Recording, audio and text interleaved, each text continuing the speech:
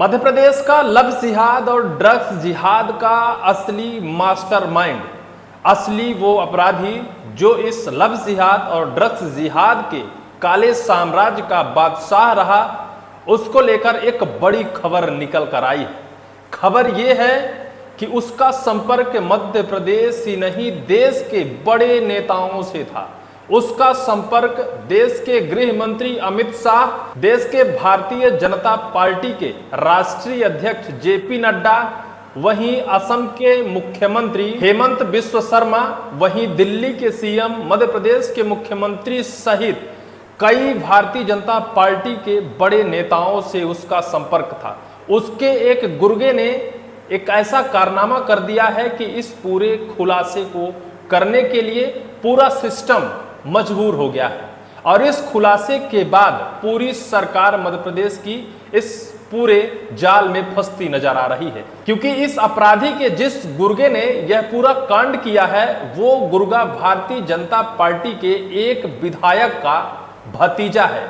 और वो भतीजा ने खुद अपने मुंह से कबूल कर लिया है कि इस काले साम्राज्य का, जिसका नाम मछली परिवार है, उसके साथ हमारा पार्टनरशिप प्रॉपर्टी है। यानी जो काम वो करता है उसके साथ पार्टनरी में विधायक का भतीजा भी काम करता है। इस पूरे खुलासे के बाद मध्य प्रदेश ही नहीं पूरे देश की सियासत में एक बार फिर से भूचाल जैसे आ गया है। सत्ता पक्ष के नेताओं से अगर ऐसे बड़े अपराधियों से संपर्क है तो फिर क्या ये अंदेशा किया जाए कि इन्हीं सबकी सह के वजह से मछली परिवार जैसे अपराधी मध्य प्रदेश में बड़े बड़े काले साम्राज्य बना लेते हैं और उसके बाद यही सत्ता उन काले साम्राज्य को ध्वस्त कर और अपना वाहवाही लूटते हैं कि हमारे राज्य में, हमारे प्रदेश में कोई भी अपराधी पनपने नहीं पाएगा। लेकिन अब जो खुलासा हुआ है, उस खुलासे के बाद सभी सदमे में आ गए हैं। मध्य प्रदेश के सभी नेता, मध्य प्रदेश भारतीय जनता पार्टी सदमे में आ गई। जो आरोप लगाए जा रहे हैं उन आरोपों को आप एक एक कर समझिएगा। दरअसल बीते दिन मध्य प्रदेश के मछली परिवार का एक गुर्गा, जिनका नाम जैनेंद्र पाठक है, वो दिल्ली पहुंचा था। दिल्ली राष्ट्रीय मानव आयोग के सदस्य से उसने मुलाकात करने की चाही। पहले तो वो बाहर बैठा था, लेकिन हो सका कि शायद कोई अपनी निजी समस्या को लेकर राष्ट्रीय मानव आयोग के जो सदस्य हैं, जिनका नाम प्रियंक कानूनगो है, प्रियंक कानूनगो जी जब उससे मिलते हैं, जब उससे मुलाकात करते हैं तो उनके पैरों तले जमीन खिसक जाती है। प्रियंक कानूनगो खुद अपने ट्विटर हैंडल पर ट्वीट कर यह पूरी जानकारी देते हैं।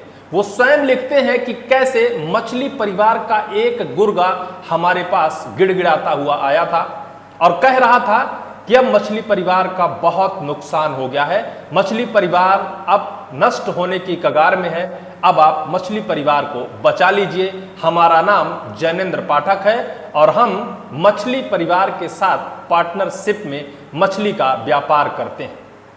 ये है मछली परिवार का पार्टनर, जिसका नाम है जैनेंद्र पाठक।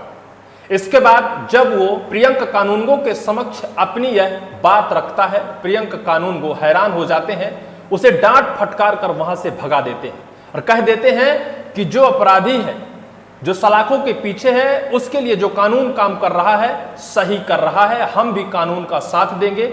उनके ये कहते ही जैनेंद्र पाठक वहां से रफू चक्कर हो जाता है। तब तक जो प्रियंक कानूनगो हैं, जो राष्ट्रीय मानव आयोग के सदस्य हैं, वो पुलिस को सूचना देते हैं। दिल्ली पुलिस के पहुंचने तक वो वहां से रफू चक्कर हो जाता है। सीसीटीवी फुटेज खंगाले जाते हैं। दिल्ली पुलिस को मिलता है कि गेट पर वो कुछ मिठाई के डिब्बे भी ले गया था, जो गेट के बाहर ही रखा था। उसको पुलिस ने जब्त किया। अब उसकी तलाश जारी है।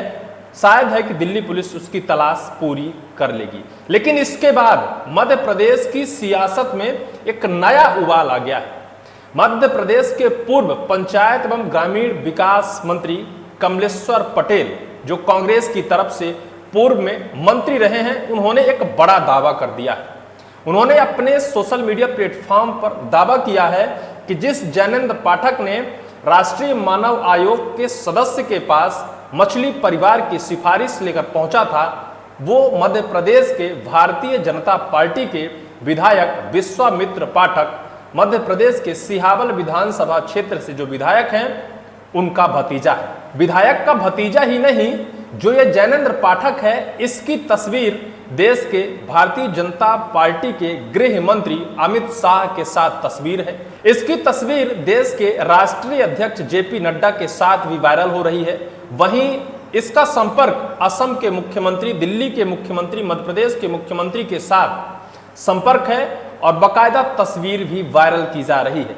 तस्वीर ये वायरल की जा रही है कि अगर सत्ता के सर पर ही यह सब कुछ इतना बड़ा कुकर्म करता था तो फिर यह सब कुछ प्रोपेगेंडा रचने की क्या जरूरत थी।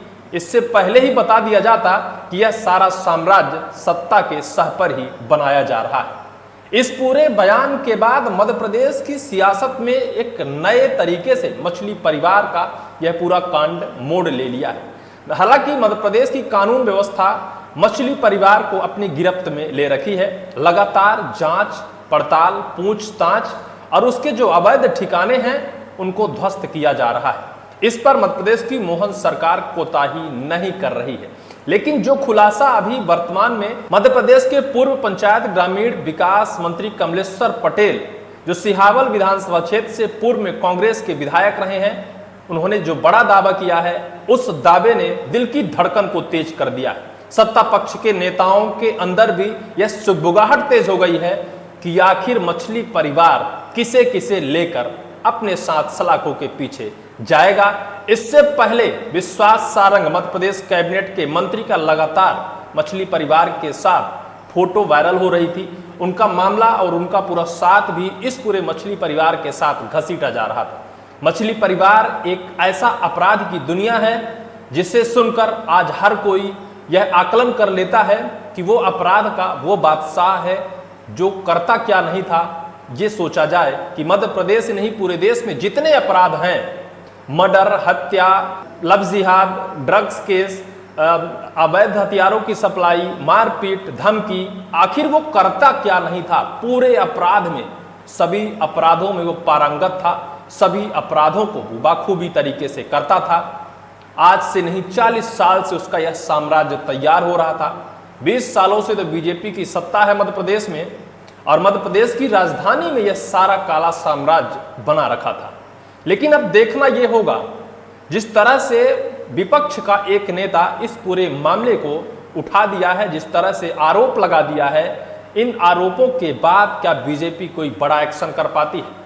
मध्य प्रदेश के सिहावल विधानसभा क्षेत्र के बीजेपी के विधायक विश्वामित्र पाठक के भतीजे जिस तरह से मछली परिवार के साथ अपना रिश्ता स्वयं जोड़ दिया है और कह दिया है कि मछली परिवार के साथ हमारा व्यापार का पार्टनरशिप है, बहुत कुछ नुकसान हो गया है, अब उसको छोड़ दिया जाए। प्रियंक कानूनगो जो राष्ट्रीय मानव आयोग के सदस्य हैं, उन्होंने जिस तरह से यह दावा किया है, यह पूरा जो सिफारिश का दौर मध्य प्रदेश से दिल्ली तक पहुंच गया है, क्योंकि अभी तक जो मछली परिवार है उसके ऊपर कार्रवाई का दौर खत्म नहीं हुआ है।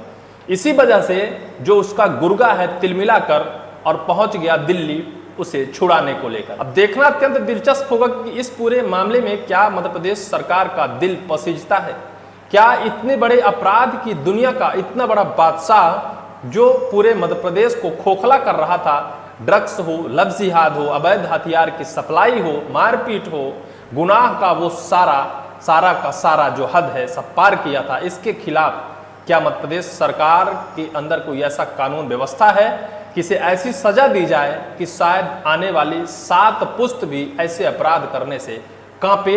लेकिन जो आरोप लगाए गए हैं, इन आरोपों के बाद जो कमलेश्वर पटेल जी हैं, उन्होंने यह भी दावा किया है कि बड़े नेताओं के ऊपर भी क्या कार्रवाई हो पाएगी।